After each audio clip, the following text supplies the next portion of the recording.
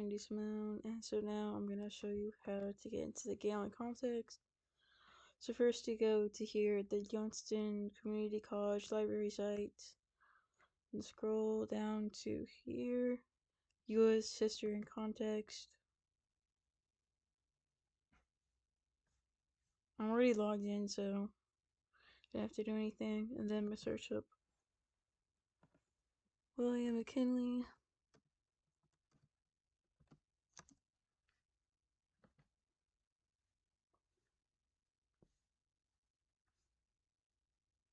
Mm-mm.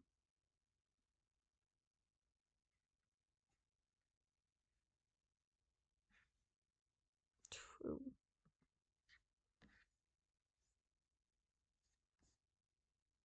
Mm.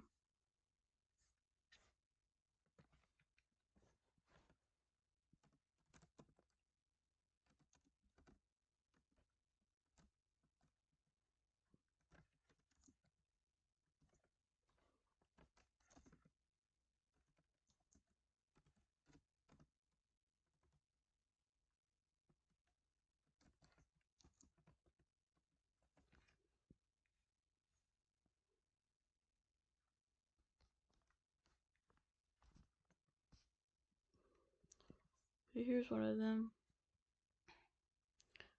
This site says on January 26, 1902, the U.S. Senate opened a series of hearings to investigate the origins and conduct of the ongoing war in the Philippines. For 3.5 years, American troops had fought there, first against the Spanish in 1898, and then against an army of Philippine nationalists who opposed U.S. annexation of the islands in 1899. The hearings were closed to the public, and their findings were not widely publicized. But the testimony given at the hearings reveals both the brutality of the war and the racial vision that accompanied it. Over 5 months, soldiers described the torture and execution of Filipino captives, the wholesale destruction of Philippine villages, and the displacement of civilians. The leaders of the U.S. occupation, Elwell Otis, Arthur MacArthur, and William Howard Taft, presented elaborate theories on America's racial mandate to rule. Experts on military science, experienced in the Indian Wars of the American West, justified the destruction of villages and regarded the resulting civilian deaths as regrettable but unavoidable. By the time the hearings closed in June 1902, U.S. military efforts had achieved near complete success, and domestic criticism of U.S. policy in the Philippines had subsided. On July 4th, President William McKinley declared the insurrection over. Nothing came of the hearings. There is considerable evidence that the men of the 2nd Oregon Volunteer Infantry took part in the same sort of atrocities described in the hearings. They were among the first troops to land in the Philippines, arriving in period of negotiation. I just messed that up. I'm sorry. They were among the first troops to land in the Philippines, arriving in June 1898, and they served in the Philippines for about a year. Yet they witnessed the war on Spain, the period of negotiation, and the beginning of the counterinsurgency campaign. Their correspondence and diaries suggest that they understood the people of the Philippines through the lens of U.S. race relations, and patterned their descriptions of Filipinos on their beliefs about non-white Americans. In so doing, they were about to engage in behavior they would have considered barbaric if carried out against whites. Their writings allow us to see how Americans constructed an understanding of Filipinos, first as unfamiliar allies, then as wards, then as rivals, and finally as enemies. The conduct of Oregon volunteers was no different than that of other state volunteer or U.S. regular regiments. These soldiers are interesting precisely because they appear so representative. They're ordinary, citizens who served only briefly as soldiers, and their attitudes on war, on race, and on America's mission in the world are so consistent with those expressed by their fellow Oregonians at home. Their leaders in the federal government and many of the most influential writers of the day. The atrocities that Oregon soldiers committed are by no means rare in the history of warfare. Scholars of military history, I mean, sorry, no, I had that right. Scholars of military history and war psychology, noting the frequency of these behaviors, have sought to characterize their institutional and cultural origins. Historian Richard Holmes concludes that the fear and fatigue of battle are so intense that warfare can be conducted only through a powerful group psychology. Loyalty to the group, fear of humiliation, and dehumanization of the enemy are necessary conditions for soldiers to carry out their duties in the field. Without the creation of abstract images of the enemy and with no depersonalization of the enemy during training, he writes, battle will become impossible to sustain. The depersonalization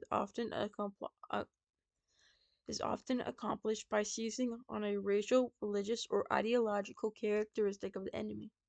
The inherent cruelty and suffering of war make this war psychology a necessity for many soldiers. Holmes concludes, and it is more difficult to train soldiers in the exercise of deliberate restraint than it is to imbue them of combative zeal. And it continues going on about the source. I could read this, but it would take me way longer.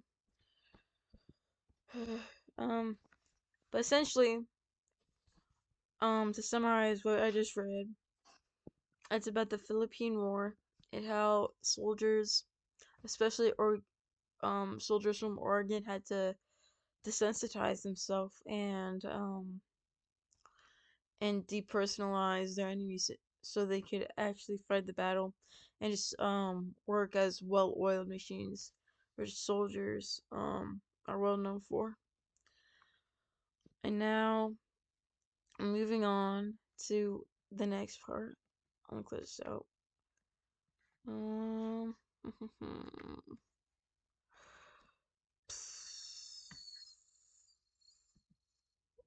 here is that's the interview. Here it is. From Platform of the American Anti-Imperialist League, 1899. From those opposed to the new expansionism included Republicans and Democrats, business leaders such as Andrew Carnegie, the philosopher William James, prominent scholars such as William Graham Sumner, and literary figures such as Mark Twain and William Dean Howells. Many of them joined the Anti-Imperialist League, formed in Boston in 1898, for the purpose of galvanizing public opinion against the Philippine War and the evils of imperialism. Anti-imperialists almost prevented the annexation of the Philippines through their lagging efforts against the Treaty of Paris, which the Senate ultimately ratified by only one vote on February 6, 1899. The following excerpt outlines the anti-imperialist critique of American foreign policy. From Platform of the American Anti-Imperialist League in Speeches, Correspondence, and Political Papers of Carl Schurz. Editing Frederick Bancroft, Volume 6. We hold that the policy known as imperialism is hostile to liberty and tends towards militarism, an evil from which it has been our glory to be free. We regret that it has become necessary in the land of Washington and Lincoln to reaffirm that all men, or whatever race or color, are entitled to life, liberty, and the pursuit of happiness. We maintain that governments derive their just powers from the consent of the governed. We insist that subjugation of any people is criminal aggression and open disloyalty to the distinctive principles of our government.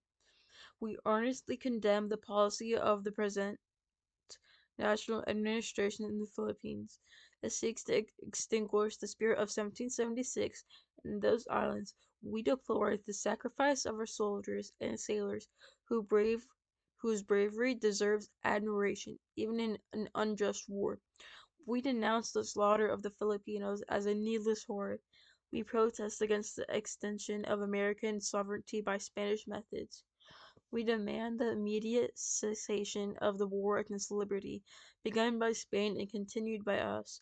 We urge that Congress be promptly convened to announce to the Filipinos our purpose to concede to them the independence for which they have so long fought, and which of right is theirs. The United States has have always protested against the doctrine of international law which permits the subjugation of the weak by the strong. A self-governing state cannot accept sovereignty over an unwilling people. The United States cannot act upon the ancient hearsay that might that makes right that might makes right. Imperialists assume that the destruction of self-government in the Philippines by American hands, all opposition here will cease. This is a grievous error. Much as we arbor the war of criminal aggression in the Philippines, greatly as we regret that the blood of the Filipinos is on American hands, we more deeply resent the betrayal of American institutions at home. The real firing line is not in the suburbs of Manila. The foe is our own household. The attempt of 1861 was to divide the country. That of 1899 is to destroy its fundamental principles and noblest ideals. Whether the ruthless slaughter of Filipinos shall end next month or next year is but an incident in a contest that must go on until the Declaration of Independence and the Constitution of the United States are rescued from the hands of their betrayers. Those who dispute about standards of values while the Republic is undermined will be listened to as little as those who would wrangle about the small economies of the household while the house is on fire. The training of a great people for a century, the aspiration for liberty of a vast immigration are forces that will hurl aside those who, in delirium of conquest, seek to destroy the character of our institutions. We deny that the obligation of all citizens to support their government in times of grave national peril applies to this present situation. If an administration may, with impunity, ignore the issues upon which it was chosen, deliberately create a condition of war anywhere on the face of the globe, debauch the civil service for spoils to promote the adventure, organize a truce suppressing censorship, and demand of all citizens a suspension of judgment, and their unanimous support while it chooses to continue the fighting. Representative of government itself is imperiled. We propose to contribute to the defeat of any person or party that stands for this forcible subjugation of any people. We shall oppose for re-election of who in the White House or in Congress betray American liberty in pursuit of un-American gains. We still hope that both of our great political parties will support and defend the Declaration of Independence and the choosing companion of the century. And now moving on to the posts. So I chose two posts, Ella Chapman and Michael Ortiz. I'll read them and then I'll discuss them and what I agree and what I disagree with, and how, and yeah, so on and so forth. So she chose the second consideration, and the source, and I'll just read it what she says. The source was created on the 22nd of January 1903 and it was published under the Christian Advocate. During the time the interview was published, the war had already ended and the United States was experiencing major shifts. One being the Immigration Act of 1903, which was caused by the assassination of McKinley in 1901. Under this act, immigrants were denied entry if they were seen as likely to need government support in the long term. Other major events were the Labor Act of 1903 and the Department of Commerce and Labor was created. Technology at this time was advancing rapidly. One example being the first powered flight, another being the launch of the Ford Motor Company. The purpose of the article is to justify the expansion of the United States and how it was done to benefit both countries involved. This was taken from the interview during McKinley's presidency, and now Michael Ortiz's. When looking at the William McKinley interview using the author consideration, it is important to notice that McKinley was the President of the United States in 1903. When he spoke about American expansionism, McKinley's position meant that his words were not neutral observations, but rather meant as official explanations intended to try and to justify U.S. colonial policy in the Philippines after the Spanish-American War. Because he was an elected leader and had massive interest in keeping public support for American imperialism, his rhetoric emphasizes moral and economic motives for expansion and downplays criticisms. As the source as the source's author, McKinley frames U.S. actions as beneficial and necessary, or suggests that readers must interpret his assertions with a grain of salt, and to consider his political and personal motives. In my opinion, this context makes it necessary to consider how his authority and objectives shaped the content and tone of the interview, and emphasizes why, in this example, the author is the biggest of the four considerations one must make. So my take on that is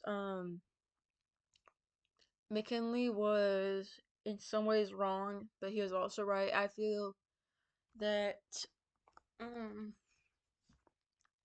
I can understand in the beginning of how they attacked the Spanish because they were afraid of them attacking their coast on the west. But then to go into the Philippines and to take over and try to annex them in order to expand the Americas, I feel that was wrong. You can see here in his interview, um he didn't think that far ahead. He didn't fully think about the consequences of his actions and what to even truly do about it. And in the second paragraph here, you can see how he listed off: one, that we cannot give them back to Spain, that would be cowardly and dishonorable. Two, that we cannot turn them over to France and Germany, our commercial rivals in the Orient, that would be bad business and discreditable. Three, that we cannot leave them to themselves, they were unfit for self-government, they would soon have anarchy and misrule over their worse than Spain's was. And four, that there was nothing left for us to do but take them all and to educate the Filipinos and uplift and civilize and Christianize them and by God's grace do the very best we could by them, and as their fellow men for whom Christ also died. See that, like, they didn't want to give them to Spain, they didn't want to give them to Germany or France, and they didn't want to leave them by themselves. Personally, I feel they should have left them by themselves. Um, like, there was truly no point, in them taking them over. There's truly no reason other than to expand, to make America's territory as big as possible. And as he yeah, he frames U.S. actions as beneficial and necessary, which it just isn't true. That's how he wants the reader to feel, and you can just see right through it. And that concludes my video essay. Thank you.